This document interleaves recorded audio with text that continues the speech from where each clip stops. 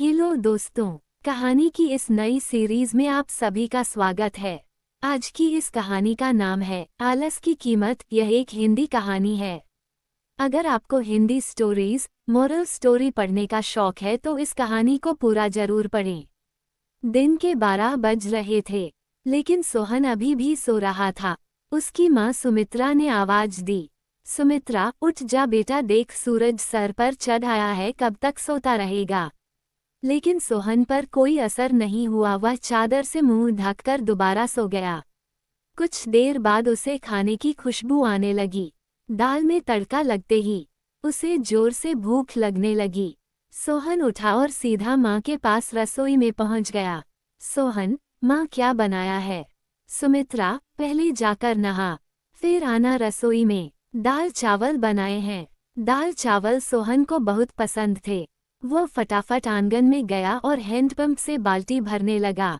इसी बीच उसे याद आया कि उसने दांत तो मांजे ही नहीं। उसने फटाफट मंजन लेकर दांतों को रगड़ लिया और मगा साबुन लेकर बैठ गया नहाने।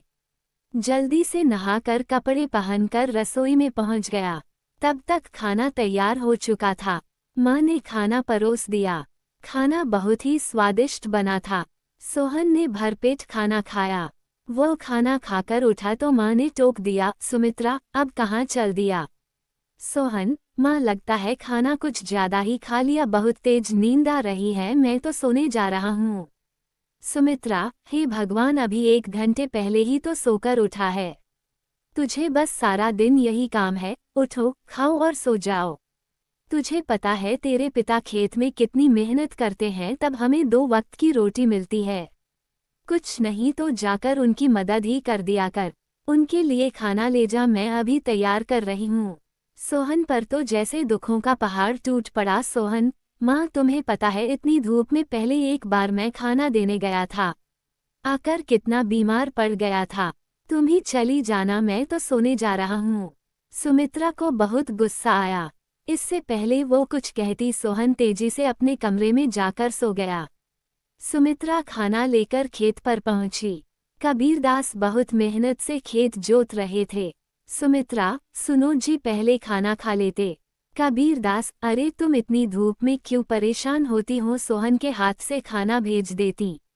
सुमित्रा, हमारे तो भाग्य ही फूट गए हैं। ऐसा आलसी बेटा मिला है, बस खाता है और सो जाता है। भगवान जाने इस लड़के का क्या होगा। कबीरदास, चिंता मत करो, एक दिन सब ठीक हो जाएगा। सोहन के माता पिता सोहन की आदत से बहुत परेशान थे। वो कोई भी काम नहीं करता था, बस सारा दिन सारी रात सोता रहता था। एक दिन सोहन के पिता ने कहा, कबीरदास बेटा, मैं खाद और यूरिया लेने शहर जा रहा हूँ। 2 दिन लग जाएंगे, फसल तैयार होने वाली है, तू सुबह खेत पर चले जाना और सारा दिन वहीं रहना, शाम को खाना खाकर रात को वहीं सोने चले जाना, कहीं कोई जानवर खेत में न घुस जाए या कोई और हमारी फसल को नुकसान न पहुंचा दे। सोहन, पिताजी मुझसे ये सब नहीं हो पाएगा, आप माँ को बोल दीजिए। कबीरदास, नालायक, खेत की देखभाल आदमियों का काम होता है। अगर मुझे पता लगा तू खेत पर नहीं गया या फसल को नुकसान हो गया तो तेरी खैर नहीं। सोहन डर गया। वो पिता के जाने के बाद माँ से बोला, सोहन, माँ सुबह जगा देना, नहीं तो पता नहीं पिताजी क्या करेंगे। सुमित्रा मोहन को सुबह 4 बजे जगा देती है।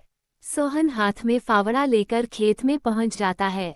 वहां जाकर देखता है चारों ओर ठंडी हवा चल रही थी। वो एक पेड़ के नीचे बैठ जाता है। तभी उसे हल्की हल्की रोशनी नजर आती है। पूरा खेत लाल रोशनी से भर जाता है। सोहन ने ये सब पहली बार देखा था। वह आश्चर्य से सब देखता रहा। कुछ ही देर में सूरज उगने लगा।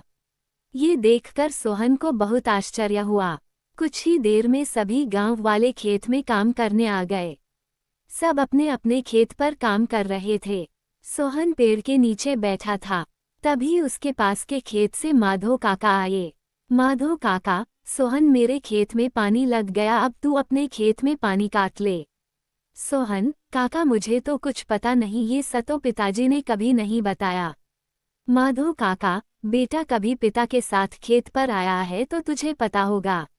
माधो काका ने अपने बेटे को बुलाकर पानी सोहन के खेत की ओर कर दिया। माधो काका, जब पूरा खेत भर जाए तो हमें बता देना। सोहन बैठकर देखता रहा, लेकिन सुबह जल्दी उठने के कारण उसे नींद आ गई। खेत में पानी बहुत ज्यादा भर गया। तभी माधो काका दौड़ते हुए आए। माधो काका, नालायक यहाँ सोने आया था। अपने पिता की सारी मेहनत बर्बाद कर दी, सारी फसल नष्ट हो गई। सोहन हड़बड़ा कर उठा। उसका खेत पानी से लबालब भरा हुआ था। माधो काका ने जल्दी से पानी दूसरी ओर काटा, लेकिन तब तक बहुत देर हो चुकी थी। लगभग आधी फसल खराब हो चुकी थी। सोहन काका, अब कुछ नहीं हो सकता क्या?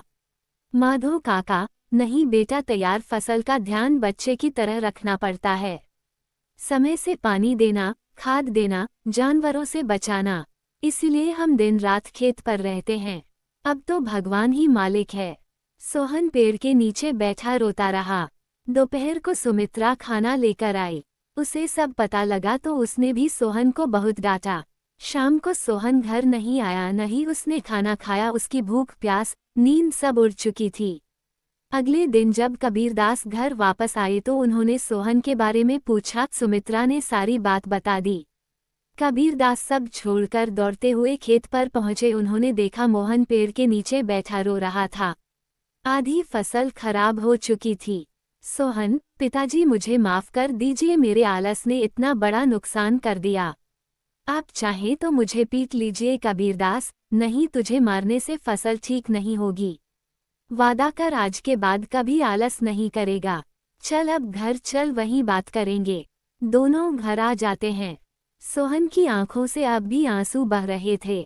सुमित्रा ने उसे खाना दिया, लेकिन उसने नहीं खाया और वह अपने कमरे में जाकर रोने लगा। सुमित्रा जी, अब क्या होगा? आधी फसल तो बर्बाद हो गई। कबीरदास, सुमित्रा, कोई घाटे का सौदा नहीं है। आधी फसल देकर अगर बेटा सुधर गया तो यही काफी है। कबीरदास ने सोहन को बुलाया। कबीरदास बेटा, अब तो नुकसान होना था हो गया। अब हमें कल से आधे खेत की फसल उखाड़कर दोबारा बोनी होगी। सोहन, पिताजी आप बाकी आधे खेत में खाद यूरिया लगाकर उसे काटने का इंतजाम कीजिए। मैं इस पर अकेले काम करना चाहता हूँ। अगले दिन सुबह 4 बजे सोहन अपने पिता के साथ खेत पर पहुँच गया और पिता के बताए अनुसार खेत पर काम करने लगा। 4 महीने कठिन परिश्रम करने के बाद नई फसल कुछ बढ़ती हुई दिखाई देने लगी। सोहन अब एक कर्मठ, मेहनती इंसान बन चुका था। इस कहानी से आपने क्या सीखा? नीचे कमेंट में हमें जरूर बताएं और इसी तरह का कहानियाँ सुनने के लिए चैनल को सब्सक्राइब जरूर